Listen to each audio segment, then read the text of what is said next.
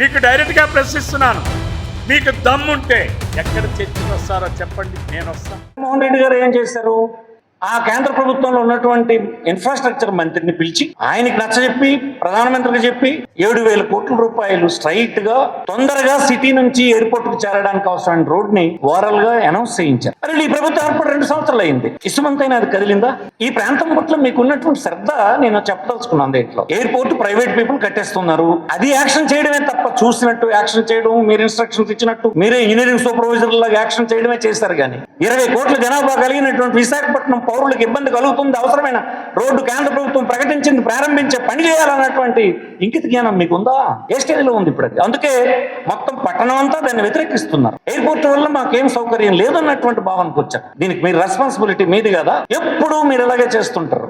ఏదైనా ఎవరైనా చేస్తే అది నేను చేశానన్న ప్రచారం కోసం ఈ ఆర్భటం చేస్తారు. అది మీకు ఒక రకమైన రాజకీయాల్లో మీరు అనేక పదవులు చేస్తున్నప్పటి నుంచి మీకు ఉన్నటువంటి అలవాటు. నా ఎక్స్పీరియన్స్, నేను రెవెన్యూ మినిస్టర్ ఉన్నప్పుడు ఒక సంఘటన మీకు చెప్తాను. ఉమ్మడి రాష్ట్రంలో శాసనసభలో చంద్రబాబు నాయకత్వాన్ని ఉన్నటువంటి తెలుగుదేశం పార్టీ ప్రభుత్వం అపోజిషన్ లో ఉన్నప్పుడు రింగ్ రోడ్డు మీద రాజశేఖర రెడ్డి గారు తలపెట్టినటువంటి రింగ్ రోడ్డు మీద విపరీతంగా విమర్శలు చేసేవారు. శాసనసభలో విమర్శలు చేసి అదొక ప్రయోజనకరం కాదు అన్నటువంటిది, పాడు చేసేస్తుండ్రు అన్నట్టుగా, దుర్వినియోగం అయిపోతుంది అన్నట్టుగా ప్రొజెక్ట్ చేయాలని ప్రయత్నం చేశారు. ప్రసాద్ గారు తెలుగుదేశం పార్టీని చంద్రబాబు నాయుడిని ప్రశ్నిస్తా ఉన్నాడు, ఈ ప్రాంతానికి ఏం చేశారు అని. నేను స్ట్రైట్గా సుత్తి లేకుండా ధర్మాన ప్రసాద్ గారిని ఒకటి అడుగుతున్నా. ఈ రాష్ట్రంలో తెలుగుదేశం పార్టీ ఆవిర్భవించిన తర్వాత సుమారు 25-26 సంవత్సరాలు అధికారంలో ఉన్నాం. అంటే 1983 నుంచి 2026 వరకు చూసుకుంటే సుమారు ఎన్ని సంవత్సరాలు అయిందండి? 83 నుంచి ఎప్పటి వరకు 41 సంవత్సరాలు అయింది. 41 సంవత్సరాల కాలంలో తెలుగుదేశం పార్టీ అధికారంలో ఉన్నది 25-26 సంవత్సరాలు. కాంగ్రెస్ పార్టీ కావచ్చు, కాంగ్రెస్ పార్టీలో తానులో ఉన్నటువంటి మొక్కలాగా ఏర్పడినటువంటి వైఎస్ఆర్సీపీ పార్టీ కావచ్చు, సుమారు 15 సంవత్సరాలు అధికారంలో ఉన్నారు. అందులో ధర్మాన ప్రసాద్ గారు 1989లో శాసనసభ్యుడిగా గెలిచిన తర్వాత అప్పటి నుంచి ఇప్పటి వరకు సుమారు ఆయన ఉత్తరాంధ్ర జిల్లా నుంచి, ఒక ప్రధానమైన సామాజిక వర్గం నుంచి, అందులోన శ్రీకాకుళం జిల్లా నుంచి ఆయన 1989-94 మధ్య కాలంలో 3.5 సంవత్సరాలు మంత్రిగా పనిచేశారు. 2004 నుంచి 2014 వరకు సుమారు ఒక 9-10 సంవత్సరాలు మంత్రిగా పనిచేశారు. వైఎస్ఆర్సీపీ ప్రభుత్వంలో 2.5 సంవత్సరాల పాటు పనిచేశారు. అంటే ఈ శ్రీకాకుళం జిల్లాలో సుదీర్ఘంగా ప్రభుత్వంలో మంత్రిగా ఉన్నటువంటి వ్యక్తుల్లో ధర్మాన ప్రసాద్ గారు ఇంచుమించుగా ప్రథముడుగా ఉంటారని నేను అనుకుంటా ఉన్నాను. మిగిలిన వాళ్ళందరూ కూడా ప్రతిభాభారతి గారు మేబీ ఎక్కువ కాలం ఉండవచ్చు, ఆ తర్వాత ధర్మాన ప్రసాద్. మరి ధర్మాన ప్రసాద్ గారికి నేను స్ట్రైట్గా మాట్లాడుతూ ఉన్నా, మీరేం చేశారు ఈ జిల్లాకి? మీరే కదా మంత్రిగా ఉన్నారు. 16-17 సంవత్సరాల పాటు మంత్రిగా వెలగబెట్టినటువంటి మీరు గట్టిగా మాట్లాడితే నర్సన్పేట నియోజకవర్గానికి ప్రాతినిధ్యం వహించినటువంటి 15 సంవత్సరాలు, 13.5 సంవత్సరాలు, 14 సంవత్సరాలు మంత్రిగా, శ్రీకాకుళం నియోజకవర్గానికి ప్రాతినిధ్యం వహించినటువంటి ఈ సందర్భంలో సుమారు ఇక్కడ కూడా ఒక 3-4 సంవత్సరాల మంత్రిగా మీరేం చేశారు? ప్రజల అవసరాలను తీర్చేటటువంటి కార్యక్రమాన్ని ఒక్కటైనా మీరు చేశారా?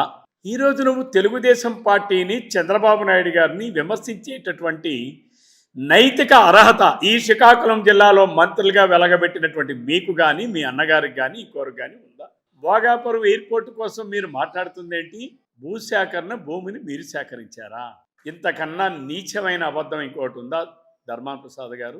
2014-19 సంవత్సరాల్లో భోగాపురం ఎయిర్పోర్ట్ కోసం 2,500 ఎకరాలు భూసేకరణ చేసి రైతులకి కాంపన్సేషన్ పూర్తి చేసి, ఆ రోజే టెండర్ ప్రైవేట్ కన్సార్టియంలో బిడ్డింగ్లో జిఎంఆర్ కన్స్ట్రక్షన్ ఇన్ఫ్రా వాళ్ళకి భోగాపురం ఎయిర్పోర్ట్ నిర్మాణం వారికి వస్తే దానిని వారికి అప్పగిస్తే, ఆ రోజే చంద్రబాబు నాయుడు గారు ఫౌండేషన్ స్టోన్ వేస్తే ప్రజాస్వామ్యానికి ఒక దుర్దినమైనటువంటి ఒక ఘటన, ప్రజాస్వామ్యాన్ని అడ్డం పెట్టుకొని ఒక ఫ్యాక్షన్ స్వభావం కలిగినటువంటి ఒక ఫ్యాక్షన్ లీడర్ అయినటువంటి జగన్మోహన్ రెడ్డి ఈ రాష్ట్రానికి ముఖ్యమంత్రిగా అయినటువంటి ఒక దుర్దినమైనటువంటి ఒక సంఘటనలో వైఎస్ఆర్సీపీ ప్రభుత్వం అధికారంలోకి వచ్చిన తర్వాత మీరు 3 సంవత్సరాల పాటు జిఎంఆర్ వారితో బేరసారాలు చేసి మీ కమిషన్ల కక్కుర్తి కోసం 2,500 ఎకరాలు ఆనాడు జిఎంఆర్ ఎయిర్పోర్ట్ నిర్మాణానికి ఇస్తే దానిని మీరు కాదని 2000 ఎకరాలు ఇస్తామని చెప్పి వాళ్ళని అదిరించి వాళ్ళని బెదిరించి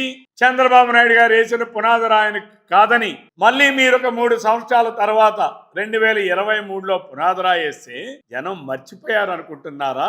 ధర్మాన ప్రసాద్ గారు, మీ శుద్ధులు వినడానికి ఈ శ్రీకాకుళం ప్రజలు ఏమైనా గొర్రెలు అనుకుంటున్నారా మీరు?